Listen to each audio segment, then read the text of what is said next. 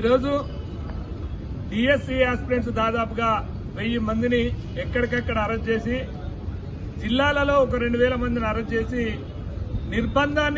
నిర్బంధాలు విధించి ఈ రాష్ట్రంలో ప్రజాపాలన రేవంత్ రెడ్డి చెప్పి నిరుద్యోగుల నోట్లో మన్నుగొట్టి వాళ్ళు పోస్ట్ పోన్ చేయనాయన అంటే పోస్టులు అమ్ముకుంటామనే కాడికి వచ్చారు కాబట్టి వెంటనే పోస్ట్ పోన్ చేయాలి. అదేవిధంగా ఆ డిఎస్సి పోస్టులు కూడా పెంచమని చెప్పేసి ఆమరణ నిరాహార దీక్ష అందరూ కూడా ఆమరణ నిరాహార దీక్ష చేస్తున్నారు. కాబట్టి మీరు రాష్ట్ర ప్రభుత్వం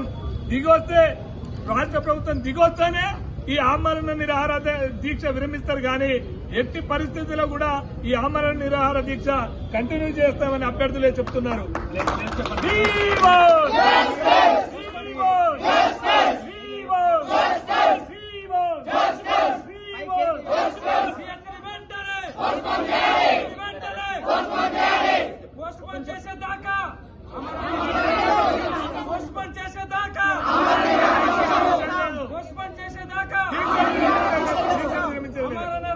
ఆమరణ నిరాహార దీక్ష విరమించేదే లేదు. పోస్ట్ పోన్ చేసేదాకా దీక్షను విరమించేది. పోస్ట్ పోన్ చేసేదాకా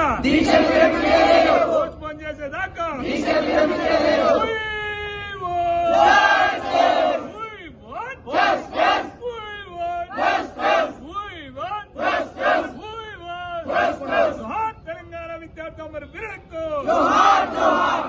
తెలంగాణ విద్యార్థుల విరక్కు, కొనసాగిద్దాం ఆమరణ నిరాహార దీక్షను, కొనసాగిద్దాం ఆమరణ నిరాహార దీక్షను.